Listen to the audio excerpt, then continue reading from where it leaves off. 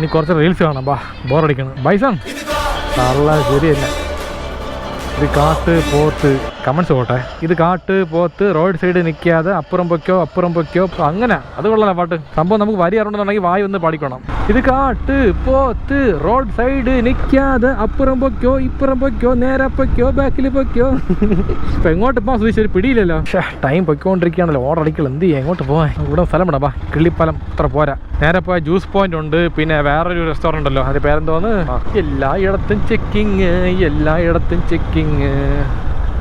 നമ്മളെ കൈ കാണിച്ചില്ല, കുഴപ്പമില്ല. നമ്മൾ വണ്ടിയിൽ പതുക്കെ പോയാൽ സംശയമില്ല. നമ്മളെ സ്പീഡിൽ പോകുമ്പോൾ സംശയം പറഞ്ഞവർക്ക് ഇപ്പം എന്തോ തെറ്റ് ചെയ്തിട്ടുണ്ട്, ഇവനെ പിടിച്ച് എന്തെങ്കിലും കെട്ടുന്നുള്ളൂ. അതുകൊണ്ട് എപ്പോഴും പതുക്കെ അവരെ നോക്കിക്കൊണ്ട് ചുമ്മാ കാഷ്വലായിട്ട് ഒരു ലുക്ക് വിട്ടിട്ട് ഇവിടെ എന്താണ് സംഭവം, ഞാൻ എന്തെങ്കിലും ഹെൽപ്പ് ചെയ്യണം, അങ്ങനത്തെ ഒരു കാഷ്വൽ ലുക്കിൽ പോകണം. സേതുമാധവന്റെ മുത്തച്ഛനല്ലേ എന്നൊറ്റ ചോദ്യം, ആ ചോദ്യത്തിൽ അയാൾ വീഴുന്നു. അടുത്ത ഓർഡർ അടിച്ചുകൊണ്ട് എൻ്റെ അമ്മോ എത്ര നേരം അടിക്കാൻ. ഇതവിടെ ചൈനീസ് വോക്കാ. അതെവിടെ Chinese wok restaurant. Reach location ready ആയിട്ടുള്ള പ്രിപ്പയറിംഗ് ആണ്. ഇത് വേറെ സെൽഫി ചുമ്മാ ചോദിച്ചുകൊണ്ടിരിക്കും. ഓക്കെ, കൊടുത്തല്ലോ, സന്തോഷമായല്ലോ. ശരി, ഇപ്പോൾ വെയിറ്റ് ചെയ്യാം. ഓക്കെ, ഓർഡർ റെഡി ആയിട്ടുണ്ട്. Veg manchurian try. ഒരു അരമണിക്കൂർ പോയി നോക്കട്ടെ. ഭയങ്കര ഡിലേ, ഒടുക്കത്തെ ഡിലേ. ഇപ്പോൾ ഇങ്ങനെ ഡിലേ ആക്കലെണ്ണ നമ്മളൊക്കെ വരുമാനം കുറഞ്ഞു പോകും. ഒരു സ്ഥലം ഓർഡർ ചെയ്യാൻ കിട്ടുള്ളൂ. 2933 വെജ് മഞ്ചൂരിയൻ ട്രൈ. എവിടെ ഇത് തന്നെ. ഓക്കെ, അപ്പോൾ ഓർഡർ പിക്ഡ്. ബൈസൺ ഒരു രക്ഷയില്ല. എന്തൊരു ലുക്ക് വണ്ടി. എൻ്റെ അമ്മോ, ഈ ഡയലോഗ് പറഞ്ഞാലേ നമ്മൾ വ്ളോഗ് ഒന്ന് ഒരു ഉഷാറാവുള്ളൂ അല്ലേ.